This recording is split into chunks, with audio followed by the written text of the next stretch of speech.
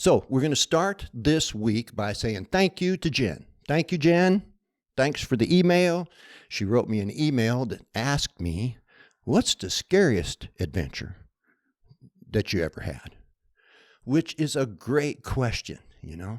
And the answer is probably not what you expect. In the Marine Corps, there was some scary stuff for sure, but I was prepared for that. I was in the right mind for that.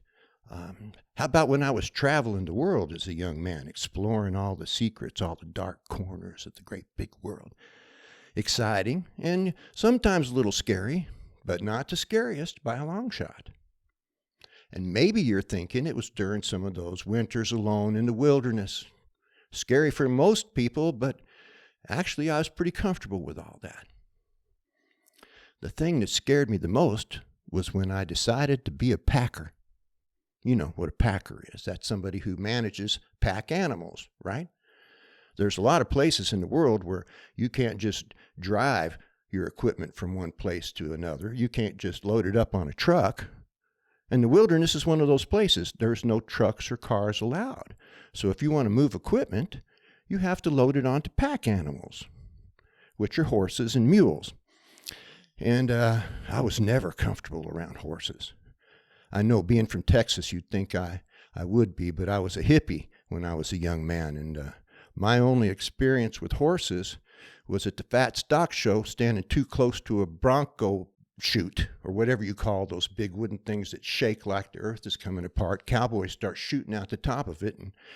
And that was the first and last time I got that close to a horse for 40-something years. And then I met this guy when I got through walking across the Rockies. We talked about that in the last video.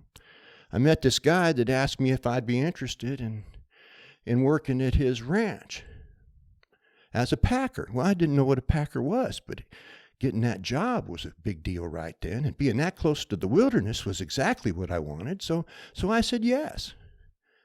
And then I found out that being a packer meant I had to work with horses and mules. Now, why did that scare me? Well, one, it was the animals, like I just told you. They were big, 1,000 pounds, and they were going to do what they wanted to do, and they could squash it like a bug if they had a mind to. Second thing was the environment. It's not like we were packing equipment across the open plains. We were packing through the mountains of Idaho, which, as you probably know, are incredibly steep and wild. And the trails there are about this wide. You know, they're 2 feet wide at best, and they're carved into the side of the slope like that. You know, they cut them into the side of the slope. So it's steep above you and it's steep below you. And if anything goes wrong, you and those horses are going down that hill. And at the bottom are a bunch of rocks or a river. Nothing good. Very dangerous place to be dragging a lot of horses and mules with big loads on their back. So that was scary to me. And then, of course, there's the responsibility. If you have a wreck in a place like that, bad things can happen. I don't just mean to the equipment or the customer's equipment that you're packing, but those animals, you know. If you've ever seen a packer, you'll notice that every single one of them carry a sidearm. And that's not to protect themselves from bears or cougars or wolves. That sidearm is in case one of those animals gets hurt real bad. Too bad to go on. And that's your responsibility as a packer. So between the animals themselves, the nature of the work, the environment that we had to perform in, and the responsibility that went with the job, it was a pretty scary proposition for me. Why did I do it? Because it would lead me to where I wanted to go. I wanted to become a mountain man. At least I was experimenting with that possibility. Was it possible for a modern guy to be a mountain man like in the old days? And by going to work for this outfitter, I would have access to facilities in the backcountry that I would not normally be able to access. Right? He had leases on ranches back there that were old homesteads, and you couldn't just go back there publicly and hang out. But by working with him and gaining his trust, I could earn the right, perhaps, to use one of those facilities for one of my forthcoming adventures. Plus, I was just interested in what it might be like to be a packer. I wanted to explore my possibilities, right? We have a tendency when we write the story of our lives to stay pretty conservative. We're good at this and we kind of stay in that lane. We might later, as an engineer, become a consultant, which is a little variation, but you're still basically in the same lane. So when you get to the end of your life and you're looking at the tapestry you've woven of your experiences, it's kind of monochromatic. It's the same color. And I like more variety than that. I think most people do. I think most of us want to do other things. Most of us have some idea of something a little crazy we'd like to do. But there's a little fear between us and that. And getting through that fear is a big deal, right? That's one of the reasons I kind of make it a habit of walking through the things that scare me, because inevitably there's some very cool stuff on the other side. So, how did I overcome my fears to become a packer?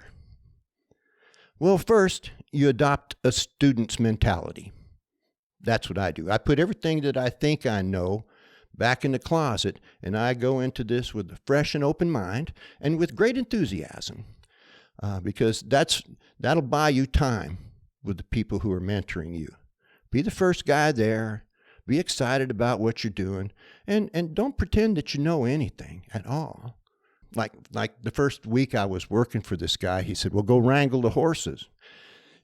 Well, I don't know how to wrangle horses. He said, well, just go up on that hill behind them. They kind of know what to do. Make sure you open the corral first so that when they start moving, they got some place to go. But just get up there behind them, say, let's go, or whatever your little command's going to be, Taylor. But when you see them start moving, there'll be a straggler here or there, probably the same ones every time, and you get behind them and motivate them to join the others on their way to the corral. And when you get them in there, you close it. And that's wrangling? That's wrangling. And after a week, I was a pretty good wrangler. Which brings us to part 2. The second thing you need to do is stack up little victories. Don't try to be the best packer in the outfit right off the bat. Just be a good wrangler, And then the next thing is learn to put a saddle on the horse. Which sounds pretty silly when we're talking about it now, but at that point in time, I was totally confused. Hell, he had 2 kinds of saddles. He had a riding saddle for sitting in when you're riding, and he had Deckers. Decker pack saddle is a specialized saddle for packing and strapping loads to an animal using ropes. So I learned about the saddles. Learned to put the saddles on horses, which came after I learned to put a halter on them. And all of this seems so fundamental in our conversation right now, but believe me, each one of these represented a little victory that gave me confidence moving forward to the next challenge. And then the third thing I did was enjoy the journey. I didn't wait till I was a good packer to enjoy my time. Hell, I might never be a good packer. I was a city guy. The other guys that I worked with were not. They grew up around animals. They grew up in the backcountry. They knew all of this stuff second nature, whereas the vast majority of things I learned were new to me. So I enjoyed that. I'd get up early and sort the loads, and then I'd put them on the animals with basket hitches or barrel hitches or diamond hitches. Yeah, I learned to do all those things, which was very cool to me. Old hat to those fellows, but I found it to be fun. Added value for me, right? Good part of being the new guy. And then the rides. Sometimes the rides would be 20, 30 miles. That's going to take you 12 hours. With a string of horses, just me and 10 or 12 horses all strung together back there, riding through some of the most beautiful country you've ever seen. I don't have to wait to be a great packer to enjoy that. So when you're writing these new chapters, enjoy every paragraph, enjoy every page. Don't wait to the end of it to look back and say, wow, that was a great chapter. It's okay to say that while you're writing it. And it was. How did it work out for me? It worked out great for me. I'm so glad that I faced my fears and learned to become a packer. Had I not become a packer, I would never have gotten access to the facilities that helped me realize the other adventures I had planned. And then there are the surprises that come your way when you start demonstrating your commitment to a plan. Specifically, after I worked for Ron for 2 years, the guy that owned the ranch that Ron leased was a rich farmer from Washington, and he would fly in there twice a year to hunt with his own private outfitter. That was part of their lease agreement.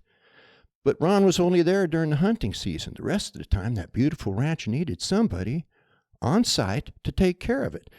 And having demonstrated my good work ethic to Ron, the farmer decided that I'd be the right guy to caretake his property. I could never have planned that. Even if I did plan it, it would be so hard to achieve. But the cosmos cooperated with me. When I demonstrated my commitment, then good things began to happen. Just, you could say, magically. It's not magic, really, but feels like it when it happens. After 3 years, I was the caretaker of the B-Bar C Ranch, just a few miles from the Frank Church Wilderness boundary. There was nobody for miles and miles around, and I was free to do the things that I enjoyed doing. I could take the winter and camp. I could take the spring and explore the Bighorn Crags. I was free to live the life of a modern-day mountain man. And it never would have happened if I hadn't faced those fears in the beginning. So that's the lesson here. Don't let fear get in the way of exploring your dreams. Don't let it stop you. You're standing in a field of all possibilities. And all of us have something in the back of our minds that we'd like to try doing. And if it scares you a little bit, well, that's why I'm here. And you can write to me down in the comments section, right down there below. Don't be shy. Nobody's reading them but me anyway. Just say, this is what I'm thinking about, and this is what I'm bothered about, and we can start a conversation. And, of course, subscribing is for you. You want to be here next time. We're talking about life on purpose. It's a lot of fun, and you don't want to miss it. Glad you're here. And thank you, Jen, again. Thanks for the email. See you soon.